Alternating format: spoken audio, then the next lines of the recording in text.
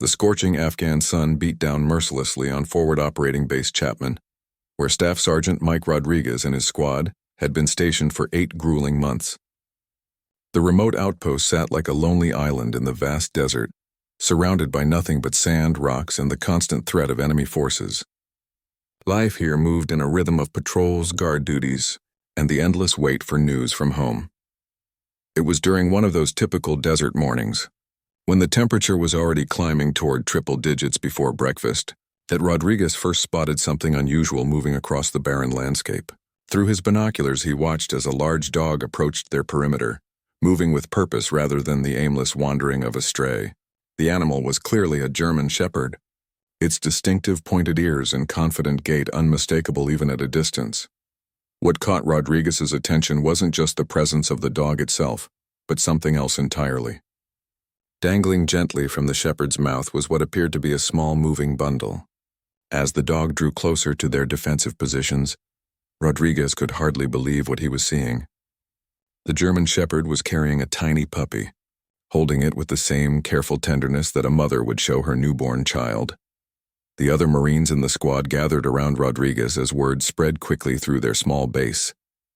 Corporal James Wilson, barely 21 years old and missing his own dog back in Ohio, was the first to suggest they should help the animal.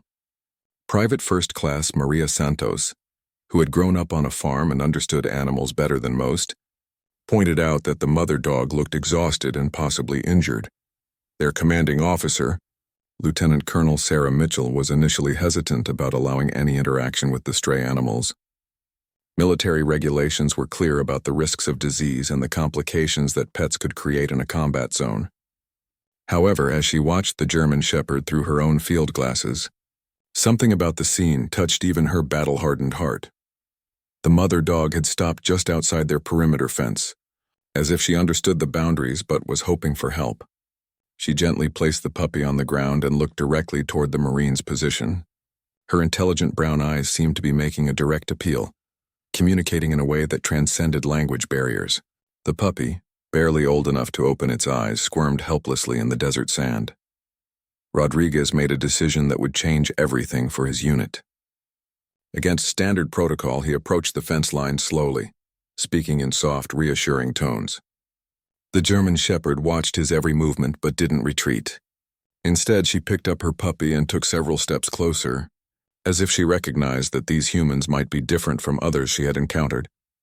The dog's condition became more apparent as she drew near. Her coat was matted and dirty, marked with small cuts and scrapes that suggested she had traveled a long distance through rough terrain. Despite her exhaustion, her maternal instincts remained strong. She continued to protect and nurture the tiny life in her care, even as her own strength was clearly failing. Wilson slowly opened a section of the perimeter gate, moving with the deliberate care of someone who understood that one wrong move could send the frightened animal fleeing back into the deadly desert. The German shepherd hesitated for a moment, then made what could only be described as a leap of faith. She crossed the threshold into the Marine compound, still carrying her precious cargo. The scene that unfolded next would be remembered by every Marine present for the rest of their lives. The mother dog approached Rodriguez directly and gently placed the puppy at his feet. Then, in a gesture that seemed almost human in its clarity, she sat back and looked up at him with an expression that could only be interpreted as a plea for help. Santos immediately went to work, using her farm experience to assess both animals. The puppy appeared healthy but was clearly too young to survive without constant care. The mother, while exhausted and dehydrated, didn't seem to have any serious injuries. Both animals were desperately in need of food, water, and shelter from the harsh desert environment.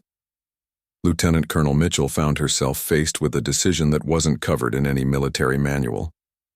Regulations clearly stated that caring for animals could compromise mission readiness and create unnecessary risks.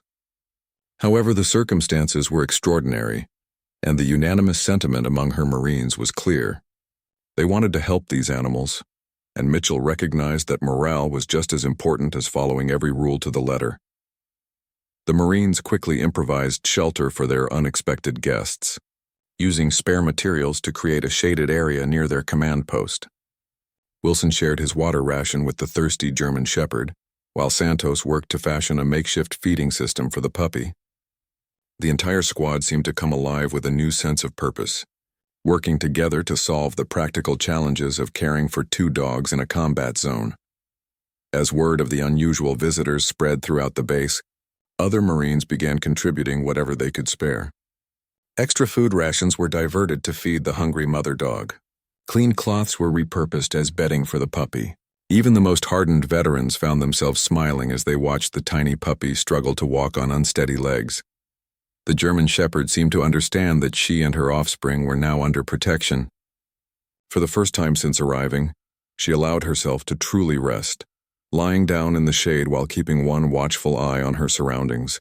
The trust she had placed in these foreign soldiers was both touching and remarkable, suggesting an intelligence and intuition that impressed everyone who witnessed it. However, even as the Marines celebrated their new companions, questions began to arise that would soon lead to discoveries none of them could have anticipated. Where had this German Shepherd come from? How had she ended up alone in the desert with a puppy? And most puzzling of all, why had she chosen to approach their base specifically, when there were other human settlements much closer to where she had been spotted? The answers to these questions would soon reveal a story far more incredible than any of them could have imagined, setting in motion a chain of events that would touch lives across two continents and demonstrate the extraordinary bonds that can form between humans and animals, even in the most unlikely circumstances. Within hours of the German Shepherd's arrival, the Marines had established a routine that accommodated their unusual guests.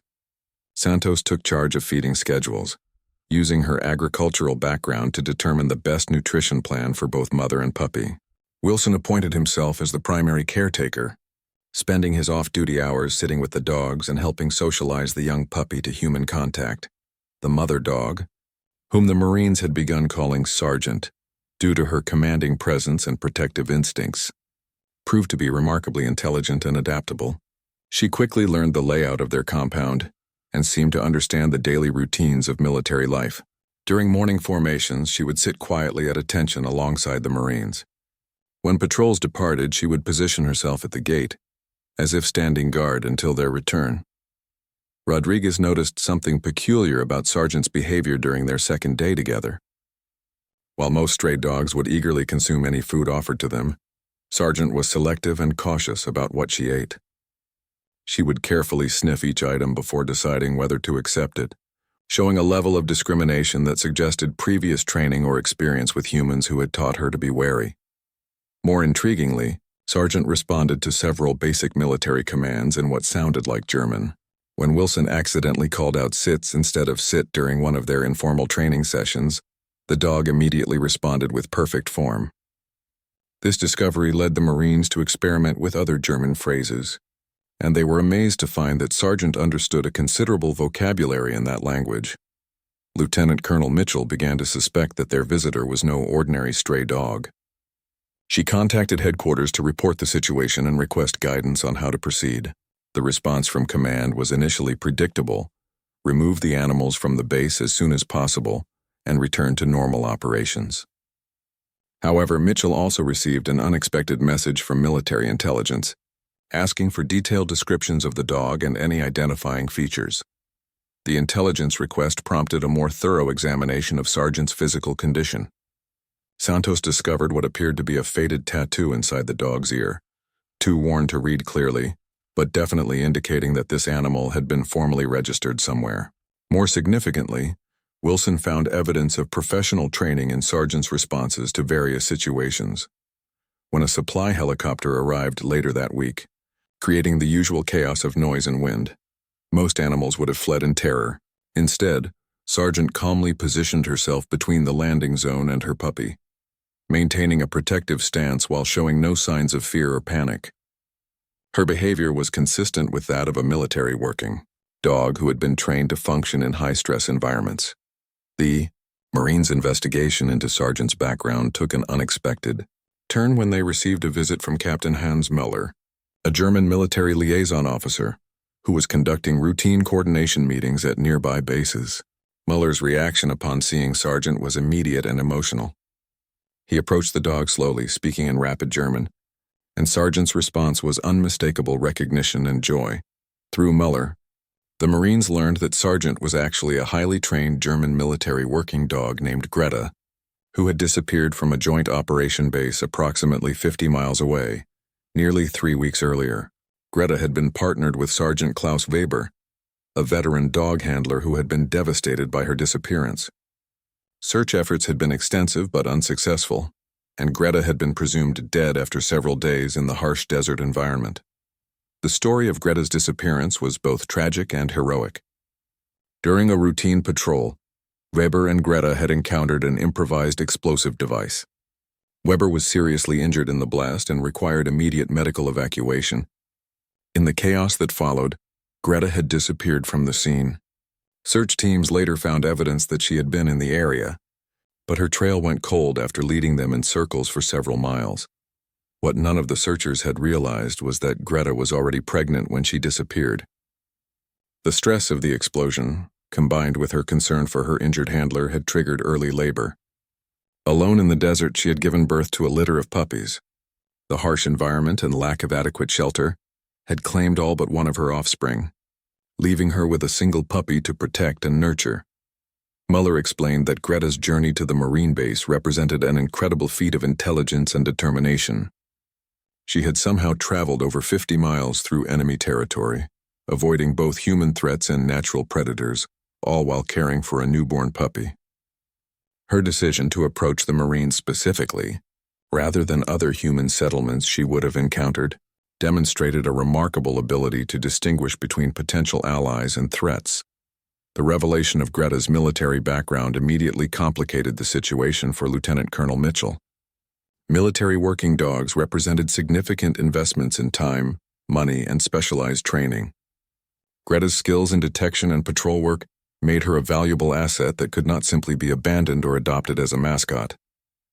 However, the bond that had formed between the German Shepherd and the Marines was undeniable, and profound Rodriguez found himself becoming unexpectedly emotional as he contemplated the possibility of losing Greta and her puppy. The presence of the dogs had brought a sense of normalcy and companionship to their isolated outpost that had improved morale in ways he hadn't anticipated. Other squad members were equally attached, particularly Wilson, who had begun talking about the possibility of adopting the puppy when his deployment ended. The Marines also learned more about Greta's handler, Sergeant Weber, who was recovering from his injuries at a military hospital in Germany.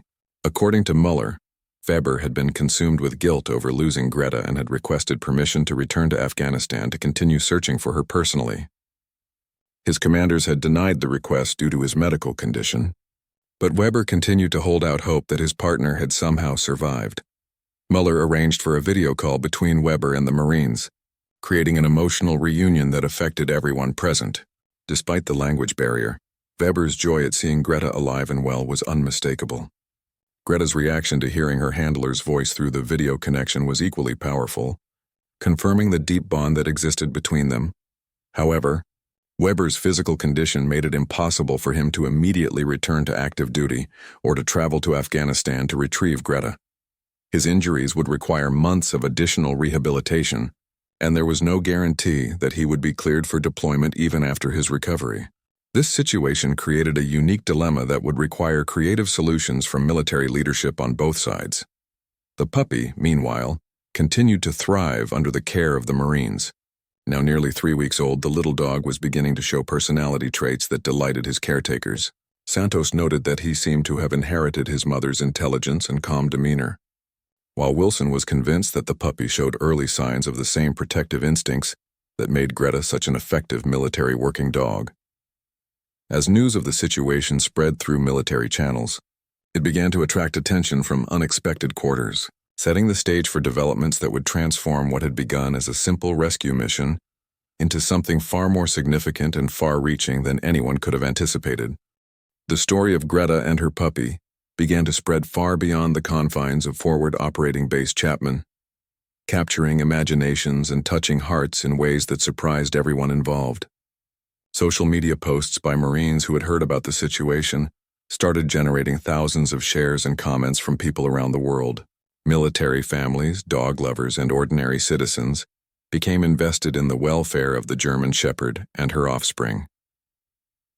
Lieutenant Colonel Mitchell found herself fielding calls from journalists, animal welfare organizations, and even government officials who wanted to know more about the remarkable story unfolding in the Afghan desert. The attention was both welcome and problematic, as it highlighted positive aspects of military service, while also creating pressure to find solutions that would satisfy multiple competing interests. Meanwhile, at the base, Greta had fully integrated into the daily routine of the Marines. She had appointed herself as an unofficial member of the security team, positioning herself at strategic observation points throughout the compound and alerting the Marines to any unusual activity in the surrounding area. Her training and experience made her an invaluable early warning system, and the Marines began to realize that her presence actually enhanced their operational effectiveness. The puppy, now old enough to explore his surroundings with increasing confidence, had become the unofficial mascot of the entire base. Marines who had initially been skeptical about harboring animals found themselves looking forward to interactions with the playful young dog. His antics during breaks in their duties provided moments of levity that helped counteract the stress and monotony of deployment life. Wilson had taken to documenting the puppy's development through photographs and videos, which he shared with his family back home. The response was overwhelming, with his entire community following the story and offering support. Local news stations picked up the story, and Wilson's hometown began organizing fundraising efforts to help with the costs of caring for the dogs and potentially bringing them to the United States. Santos made a discovery that added another layer of complexity to the situation. While examining Greta more thoroughly, she found evidence that the German Shepherd had been injured more recently than initially thought. Small cuts on her paws and legs suggested that she had encountered barbed wire or similar obstacles during her journey to their base. More concerning was a partially healed wound on her side that indicated she might have been shot at during her travels. The realization that Greta had overcome not just natural obstacles but potentially hostile human encounters during her 50-mile journey made her arrival at their base even more remarkable. Santos calculated that a nursing mother dog, traveling on foot through desert terrain while protecting a puppy, would typically move no more than 5 to 8 miles per day. Greta's journey had likely taken her between 6 and 10 days, during which she had somehow found enough food and water to sustain both herself and her offspring. Captain Muller returned to the base with news from German military headquarters that would significantly impact everyone involved. The German command had authorized an unprecedented arrangement. Greta would be officially transferred to U.S. military custody, allowing her to remain with the Marines who had rescued her. In exchange, the Americans would provide specialized care for Greta and her puppy, with the understanding that both dogs would eventually be transported to the United States for adoption. This decision represented a remarkable departure from normal military protocol, reflecting the extraordinary circumstances of the case and the international attention it had generated. However, the transfer came with conditions that created new challenges. Greta and her puppy would need to undergo extensive medical examinations and quarantine procedures before they could be cleared for international transport. The process could take several months, during which they would need to remain in military custody. The news of the official transfer created mixed emotions among the Marines. While they were thrilled that Greta and her puppy would be safe and eventually find permanent homes, they also realized that their time with the dogs was limited. The bond that had formed between the animals and their rescuers had become deeper than anyone had anticipated, and the prospect of separation was emotionally difficult. Rodriguez found himself particularly affected by the situation. As the squad leader who had made the initial decision to help Greta, he felt a special responsibility for her welfare. He had begun discussing with his wife the possibility of adopting one or both of the dogs when his deployment ended. But the logistics of international pet adoption were complex and expensive. The Marines' relationship with Greta revealed aspects of her training and background that continued to amaze them. She demonstrated proficiency in tracking, detection work, and patrol techniques that exceeded what they had initially observed. During mock training exercises, Greta performed with the precision and efficiency of a dog with years of specialized military experience. More remarkably, Greta began to train her puppy in basic skills, displaying maternal teaching behaviors that suggested she understood the value of her own military education. The Marines watched in fascination as she taught her offspring to respond to hand signals, to remain quiet during designated times, and to alert to specific types of sounds or movements. The puppy's rapid learning ability impressed everyone who observed him. Despite being only a few weeks old, he showed remarkable intelligence and an eagerness to please that made him highly trainable. Santos noted that his physical development was also exceptional, suggesting that he had inherited favorable genetic traits from both his mother and unknown father animal. Behaviorists who heard about the situation began offering their services to help evaluate and care for both dogs. Dr. Rebecca Chen, a veterinary specialist with experience in military working dogs, volunteered to travel to Afghanistan to conduct comprehensive health assessments and provide recommendations for their ongoing care. Dr. Chen's arrival marked a turning point in the dog's story.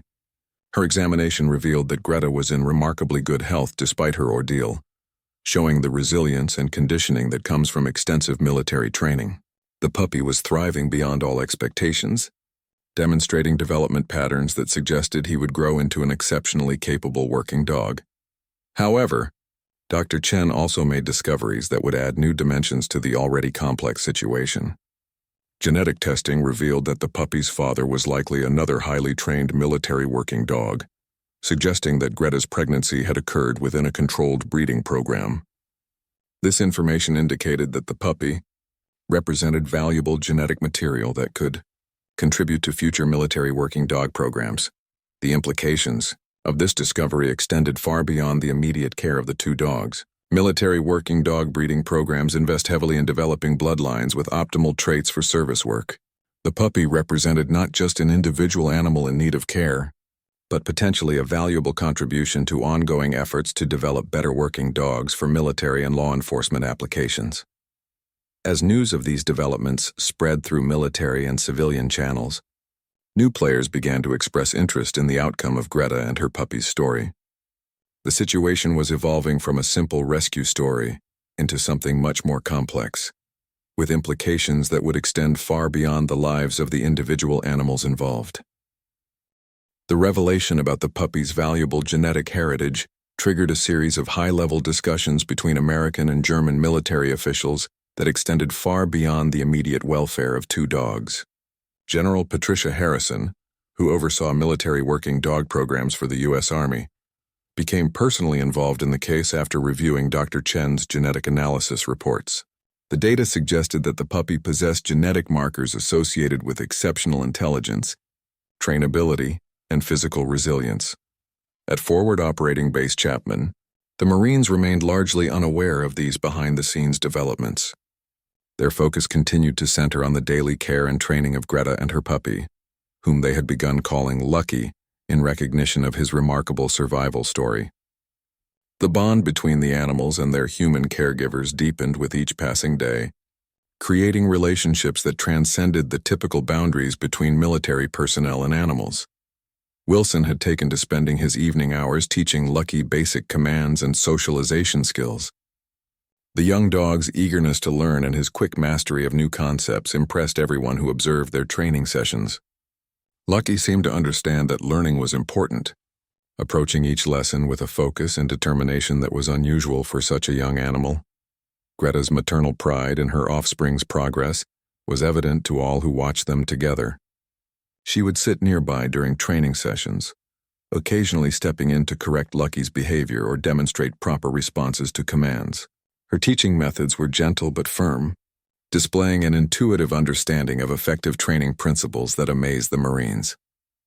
The international media attention surrounding their story continued to grow, with journalists from multiple countries requesting permission to visit the base and document the remarkable relationship between the dogs and their rescuers. Lieutenant Colonel Mitchell found herself in the unusual position of managing media requests while maintaining operational security and protecting the privacy of her personnel. A documentary film crew from National Geographic received special permission to visit the base and create a comprehensive record of Greta and Lucky's story. The filming process revealed new aspects of their relationship with the Marines and provided unprecedented insight into the daily life of military working dogs in combat environments. During the documentary filming, Greta demonstrated abilities that surprised even Dr. Chen. When the film crew set up equipment that included electronic devices, Greta immediately began exhibiting alert behaviors associated with detection work. Further investigation revealed that some of the camera equipment contained components similar to those used in improvised explosive devices, triggering Greta's trained responses. This incident highlighted the ongoing value of Greta's specialized training and raised questions about whether she should be returned to active duty rather than retired to civilian life. Her skills were clearly intact and potentially crucial for military operations. But her bond with the Marines who had rescued her complicated any decisions about her future assignment. Meanwhile, Sergeant Klaus Weber's recovery in Germany had progressed to the point where he was cleared for limited duty activities. He requested permission to travel to Afghanistan to be reunited with Greta, but military medical officials remained concerned about his fitness for deployment to a combat zone. Weber's emotional attachment to his former partner was evident in every communication he had with the Marines caring for her. The German military proposed a compromise solution that would address multiple concerns simultaneously. Weber would be assigned to a liaison position that would allow him to travel to Afghanistan for a brief reunion with Greta, during which he would help evaluate her continued fitness for military service. If Greta was deemed ready for active duty, she could potentially be reassigned to work with American handlers, maintaining her military career while staying with the people who had saved her life. This proposal created new dilemmas for the Marines at Forward Operating Base Chapman. While they wanted what was best for Greta, the prospect of her returning to dangerous military operations was emotionally difficult for them to accept. They had grown to see her not just as a highly trained working dog, but as a companion and friend who deserved safety and comfort after her ordeal. Rodriguez found himself conflicted about the various options being discussed for Greta's future.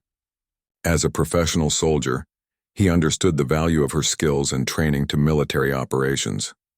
However, as someone who had witnessed her vulnerability as a mother protecting her puppy, he wanted to ensure that her welfare remained the primary consideration in any decisions about her future. The arrival of Weber at the base created an emotionally charged reunion that affected everyone present. Despite the months that had passed since their separation, the bond between Weber and Greta was immediately evident. She responded to his presence with joy and excitement, but also demonstrated clear affection for the Marines who had cared for her during his absence. Weber's assessment of Greta's condition was professional and thorough, but his emotional investment in her welfare was equally apparent. He spent hours observing her interactions with the Marines and evaluating her responses to various commands and situations. His conclusion was that while Greta retained all of her military training and skills, she had also developed new bonds and loyalties that would need to be considered in any future assignments. The reunion between Weber and Greta also provided an opportunity for him to meet Lucky and observe the relationship between mother and puppy. Weber's expertise in working dog breeding and training made his evaluation of Lucky's potential particularly valuable. He confirmed Dr. Chen's assessment that the young dog possessed exceptional genetic traits and demonstrated remarkable early development. However, Weber also made an observation that surprised everyone involved in the situation. He noted that Lucky showed clear preferences for certain Marines, particularly Wilson, and displayed behaviors that suggested he was bonding more strongly with humans than with his own mother. This pattern could indicate that Lucky was naturally suited for work as a military or law enforcement dog, but it also meant that separating him from his current caregivers could be traumatic for the young animal. The complexity of the situation was further complicated by legal and administrative challenges related to international animal transport regulations. Moving Greta and Lucky from Afghanistan to the United States would require extensive documentation, health certifications, and quarantine procedures that could take months to complete. The costs associated with this process were substantial, and funding sources needed to be identified and secured. Private donors who had followed the story through media coverage began offering financial support for the dog's care and transport. A crowdfunding campaign organized by Wilson's hometown community exceeded its goals within days, raising enough money to cover most of the anticipated expenses. The overwhelming public response demonstrated the emotional impact that Greta and Lucky's story had achieved, far beyond the military community. Corporate sponsors also began expressing interest in supporting the dog's welfare, seeing opportunities to associate their brands with a positive and heartwarming story. Pet food companies, veterinary organizations, and animal welfare groups offered various forms of assistance, from supplies and services to financial contributions. However, the involvement of multiple organizations and stakeholders was creating coordination challenges that threatened to complicate rather than simplify the process of caring for the dogs. Lieutenant Colonel Mitchell found herself managing competing interests and conflicting priorities while trying to maintain focus on the primary mission of her unit. As the various parties worked to develop a comprehensive plan for Greta and Lucky's future, new developments were emerging that would test everyone's commitment to finding solutions that truly served the best interests of both animals and the people who had come to care about them. The coordination challenges surrounding Greta and Lucky's future reached a critical point when competing organizations began making conflicting claims about their authority to determine the dog's fate. The German military maintained ownership rights over Greta as a trained working dog, while American military officials argued that the rescue circumstances created new obligations and opportunities. Animal welfare groups insisted that the dog's best interests should supersede military considerations, and private donors who had contributed financially wanted assurance that their funds would be used appropriately. Into this complex situation stepped an unexpected mediator, Colonel Elizabeth Morrison, a retired Army veterinarian who had spent her career working with military animals and had extensive experience in international cooperation agreements. Morrison volunteered her services to help develop a comprehensive solution that would address the legitimate concerns of all parties while prioritizing the welfare of Greta and Lucky. Morrison's approach was methodical and inclusive, beginning with individual consultations with all stakeholders to understand their positions and concerns. She spent time at Forward Operating Base Chapman observing the daily interactions between the dogs and the Marines, documenting the nature and strength of the bonds that had formed during their time together. Her observations confirmed what many had suspected. The relationship between the dogs and their rescuers had evolved far beyond a simple caretaking arrangement. Greta showed clear signs of emotional attachment to the Marines, particularly Rodriguez and Santos, while maintaining her affection for Weber. Lucky had formed his primary social bonds with Wilson and other Marines, displaying behaviors that suggested he viewed them as his pack family. Morrison also conducted detailed behavioral assessments of both dogs, evaluating their psychological state and readiness for various future scenarios. Her findings revealed that while Greta retained her military training and could potentially return to active duty, the stress of separation from her current caregivers could negatively impact her performance and well-being. Lucky's assessment presented different considerations. At only a few months old, he was at a critical stage of social development where his future personality and working ability would be largely determined by his current experiences and relationships. Morrison concluded that disrupting his bonds with the Marines could have lasting negative effects on his development, while maintaining those relationships could enhance his potential as a future working dog. The solution that Morrison proposed was innovative and unprecedented in military animal management. She recommended creating a joint custody arrangement that would allow Greta to remain with the Marines while also maintaining her connection to Weber and the German military. Lucky would be formally adopted by Wilson, with the understanding that he would receive professional training that could prepare him for future military or law enforcement service if he showed aptitude and inclination. This proposal required extensive negotiations between German and American military officials, as well as coordination with various civilian organizations that had become involved in the situation. The legal framework for such an arrangement was complex, involving international agreements, animal welfare regulations, and military personnel policies that had never been designed to address such circumstances. While these high-level discussions continued, life at Forward Operating Base Chapman proceeded with Greta and Lucky fully integrated into the daily routine. The dogs had become so much a part of the Marines' lives that many personnel from other units requested transfers to Chapman specifically to work with them. The positive impact on morale and unit cohesion was undeniable, leading some military strategists to consider the broader implications of human-animal partnerships in combat environments. Greta's contributions to base security had proven valuable on multiple occasions. Her alert behaviors had helped Marines identify potential threats that might have been missed by human sentries alone. Her presence during patrols provided early warning capabilities that enhanced the safety of personnel operating outside the secure perimeter. Lucky's development continued to exceed all expectations, with his learning curve remaining steep and consistent. Wilson had begun formal training sessions that covered basic obedience, socialization with various people and situations, and early detection work using scent discrimination exercises. The young dog's enthusiasm for learning and his natural abilities suggested that he could indeed become an exceptional working dog if that path was chosen for him. The media attention surrounding their story had evolved from simple human interest reporting to more complex coverage of military animal programs, international cooperation, and the ethics of animal welfare in conflict situations. Academic researchers began studying the case as an example of successful interspecies bonding under extreme circumstances. Dr. Sarah Phillips, a professor of animal behavior at Cornell University, traveled to Afghanistan to conduct a comprehensive study of the relationships that had formed between the dogs and the Marines. Her research would contribute to broader understanding of how animals and humans can form beneficial partnerships even in high-stress environments. Dr. Phillips' preliminary findings suggested that the success of the relationships at Forward Operating Base Chapman resulted from a combination of factors, including the Marines' genuine care for the animal's welfare, the structured military environment that provided predictable routines, and the dog's exceptional intelligence and adaptability.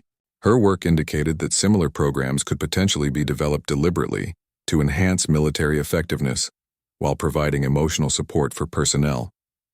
Meanwhile, public interest in Greta and Lucky's story had generated unexpected educational opportunities. Schools across the United States began incorporating their story into curricula, covering topics ranging from geography and military history to animal science and international relations. Children who followed the story through classroom discussions developed increased understanding of military service, international cooperation, and responsible animal care. The educational impact extended to military families as well, with many service members sharing the story with their own children, as an example of how military personnel could make positive differences even in challenging circumstances. The story provided a counterbalance to more troubling news from conflict zones, demonstrating that acts of compassion and kindness could flourish even in military environments.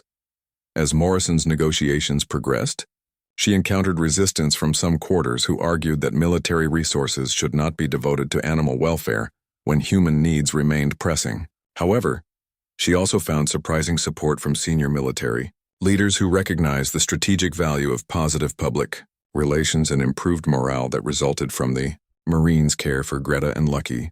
The financial aspects of the proposed arrangements were finally resolved through a combination of private donations, corporate sponsorships, and contributions from both German and American military welfare funds. The total cost of caring for the dogs, transporting them internationally, and maintaining ongoing support was substantial, but the widespread public interest had generated more than adequate funding. Weber's role in the final arrangements reflected the complex emotions involved in the situation. While he was happy that Greta had survived and found caring homes, letting go of his partner was emotionally difficult. However, his conversations with the Marines who had rescued her convinced him that her welfare would be assured, and his own career limitations made it impossible for him to provide the active service life that had previously defined their relationship. The legal documents required to formalize the custody arrangements filled dozens of pages and required approval from officials in multiple countries. The precedent being set had implications far beyond the immediate situation, potentially affecting how military animals would be handled in future international operations. As the final approvals were obtained and transport arrangements were finalized, everyone involved began to realize that they were witnessing the conclusion of an extraordinary chapter in the lives of both the animals and the humans whose paths had intersected in the Afghan desert. The day of departure from Forward Operating Base Chapman arrived with a mixture of excitement and sadness that permeated the entire compound. After months of legal negotiations, medical preparations, and emotional deliberation, Greta and Lucky were finally ready to begin their journey to new lives in the United States. The transport arrangements were elaborate, involving military aircraft, specialized animal transport containers, and veterinary support teams that would monitor their welfare throughout the journey. Rodriguez stood at the edge of the landing zone, watching as the transport team made final preparations for loading the dogs onto the outbound helicopter. The sight of Greta and Lucky in their travel crates was both gratifying and heartbreaking, representing the successful conclusion of a rescue mission that had become far more complex and meaningful than anyone had anticipated.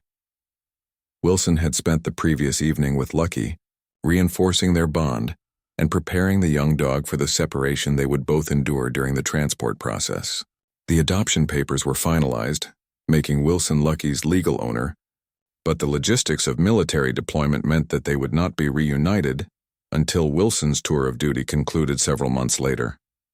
Santos had prepared detailed care instructions for both dogs, documenting their dietary preferences, behavioral patterns, and training progress. Her notes would help their temporary caregivers maintain consistency in their routines during the transition period.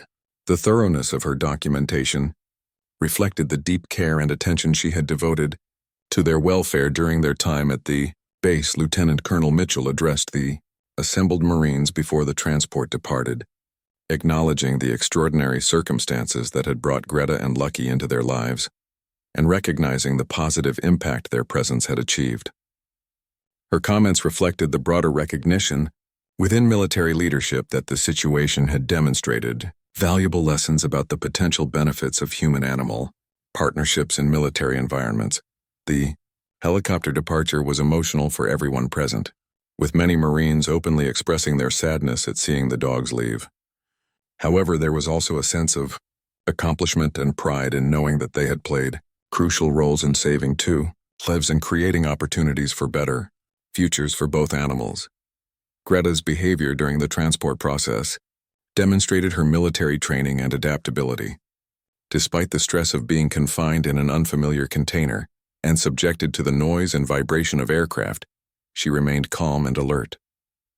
Her previous experience with military transport had prepared her for such situations, and her confidence helped keep Lucky calm during their journey. Lucky's first experience with air travel was initially challenging, but his bond with human handlers and his natural resilience helped him adapt quickly to the unusual circumstances.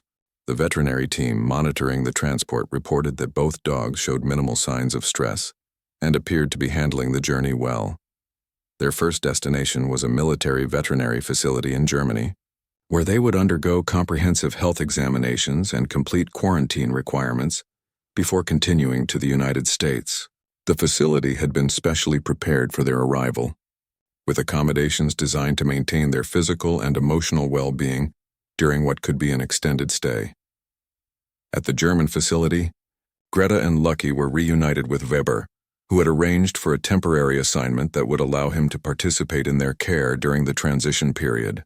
The reunion was joyful but also bittersweet, as Weber knew this would likely be his final extended time with Greta before she moved on to her new life. Weber's presence during their stay in Germany provided valuable continuity for both dogs, helping them maintain their training and behavioral patterns while adapting to yet another new environment.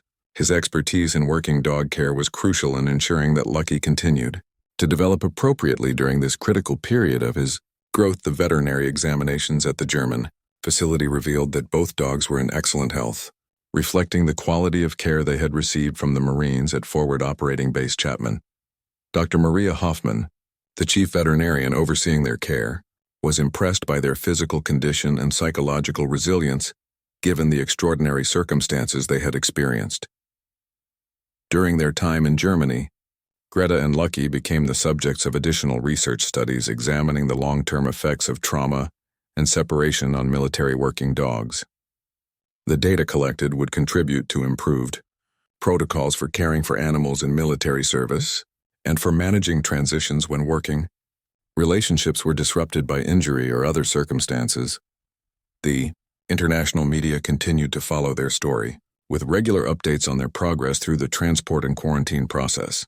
Public interest remained high, and the continued positive coverage helped maintain support for the various programs and initiatives that had emerged from their rescue story. Meanwhile, preparations for their final arrival in the United States were proceeding on multiple fronts. Wilson's family in Ohio had prepared their home for Lucky's eventual arrival, including fenced yards, appropriate food and supplies, and connections with local veterinarians and training facilities. Their entire community remained engaged with the story and eager to welcome Lucky as a local celebrity. Rodriguez and his wife had ultimately decided to apply for adoption of Greta, recognizing that their bond with her represented something special that deserved to be preserved. Their application was approved, and they began preparing their home in Texas for her arrival. The prospect of civilian life with a family represented a new chapter for Greta that would honor her military service while providing the security and affection she deserved. The transition plans also included ongoing training and support programs that would help both dogs adapt to civilian life while maintaining their skills and mental stimulation. Professional trainers with experience in military working dogs were engaged to provide guidance during their adjustment periods, ensuring that their new families would have the resources needed to provide appropriate care. Corporate sponsors continued to provide support, including lifetime supplies of food and veterinary care, training services, and other resources that would ensure Greta and Lucky's long-term welfare. The generosity of these contributions reflected the widespread public affection that their story had generated. Educational institutions that had incorporated their story into their curricula began developing longer-term relationships with their adoptive families, creating opportunities for students to continue following their progress and learning from their experiences. These connections would provide ongoing educational value while helping maintain public awareness of military working dog programs. Animal welfare organizations used Greta and Lucky's story to promote broader initiatives, supporting military animals and veterans' companion animal programs.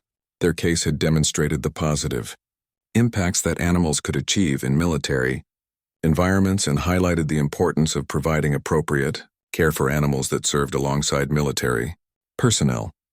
The legal precedents established through their case were already influencing policy. Discussions about animal welfare in military operations and international cooperation agreements involving animals.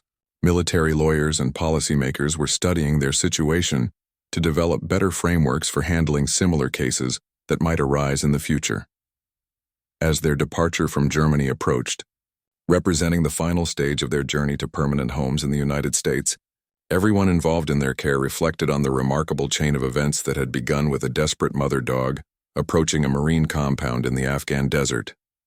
The transformation of a simple rescue into an international story of cooperation, compassion, and dedication had exceeded everyone's expectations and created lasting impacts that would extend far beyond the lives of two dogs.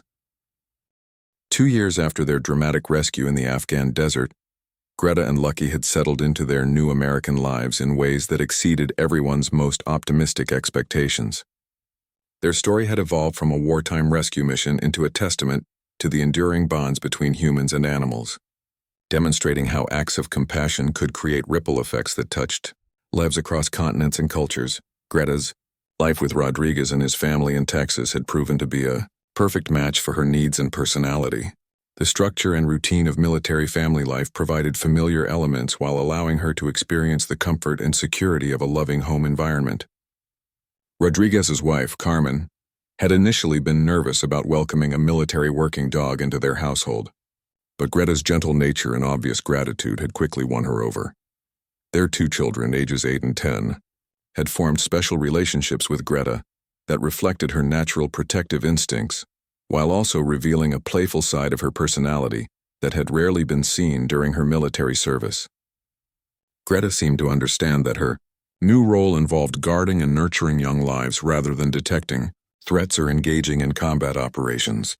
The transition to civilian life had not been without challenges for Greta. Her military training occasionally created situations where she would alert to perceived threats that were actually normal civilian activities.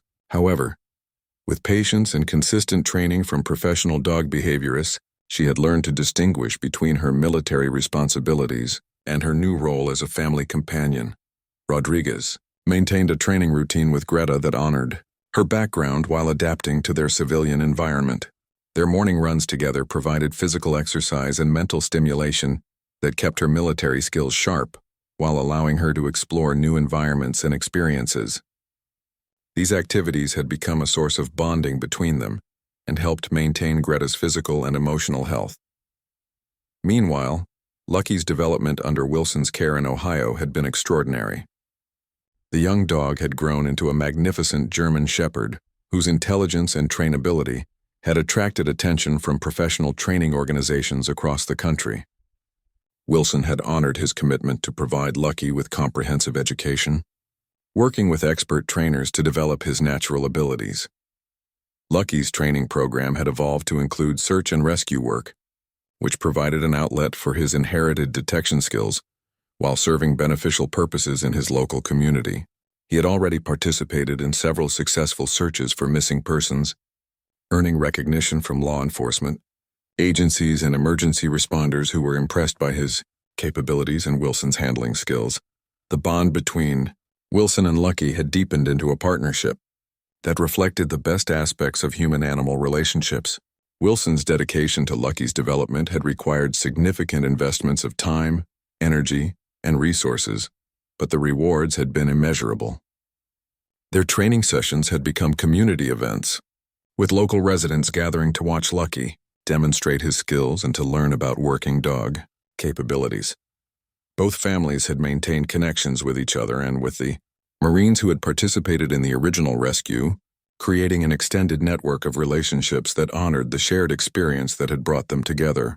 Annual reunions brought together the human and canine family members, providing opportunities to celebrate their continued bonds and to share updates on their respective lives. The educational impact of Greta and Lucky's story had expanded far beyond the initial classroom discussions that followed their rescue.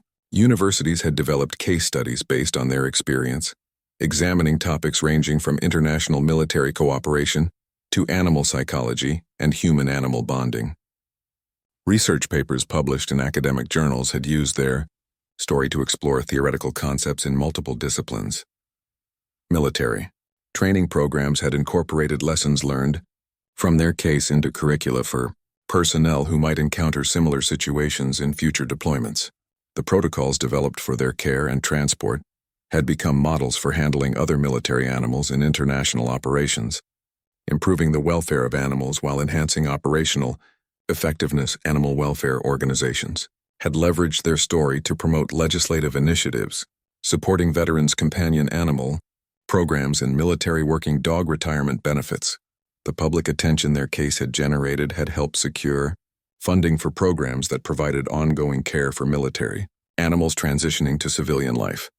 Weber had remained connected to their story despite his own transition to civilian life following his medical retirement from the German military. His occasional visits to the United States to see Greta had become treasured events that reinforced the international friendships that had emerged from their shared experience. His expertise in working dog training had been valuable in helping both families navigate the ongoing care of their adopted animals. The documentary that had been filmed during their time at Forward Operating Base Chapman had won multiple awards and had been translated into dozens of languages for international distribution. The film had become a powerful tool for promoting understanding of military service, international cooperation, and the importance of compassion in challenging circumstances. Corporate sponsors who had supported their initial rescue and transport had maintained their commitments, providing ongoing resources that ensured both dogs received the best possible care throughout their lives. The positive publicity generated by their association with Greta and Lucky's story had been valuable for the companies involved, creating win-win relationships that benefited all parties. The ripple effects of their story had influenced military policies regarding animal welfare in combat zones, leading to improved protocols for caring for stray animals encountered during operations. Training programs for military personnel now included guidance on assessing situations involving animals and procedures for providing appropriate care when circumstances permitted. Local communities in both Texas and Ohio had embraced Greta and Lucky as symbols of the positive outcomes that could result from military service and international cooperation. Schools continued to use their story in educational programs, and both dogs had participated in community events that promoted understanding of military, working dogs, and veteran issues. The emotional healing that Greta and Lucky had provided to the Marines who rescued them had been documented by mental health professionals studying the therapeutic benefits of human-animal relationships in military populations. Their case had contributed to expanded programs providing companion animals to veterans dealing with post-traumatic stress and other service-related challenges.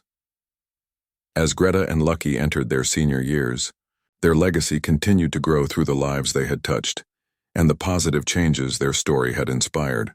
The simple act of compassion that had prompted Rodriguez to open the gate for a desperate mother dog had evolved into a network of relationships, programs, and initiatives that continued to benefit humans and animals around the world. Their story served as a powerful reminder that individual acts of kindness could create transformative effects that extended far beyond their immediate circumstances. In a world often focused on conflict and division, Greta and Lucky's journey from a war zone to loving homes demonstrated the potential for compassion, cooperation, and hope to triumph over the most challenging circumstances.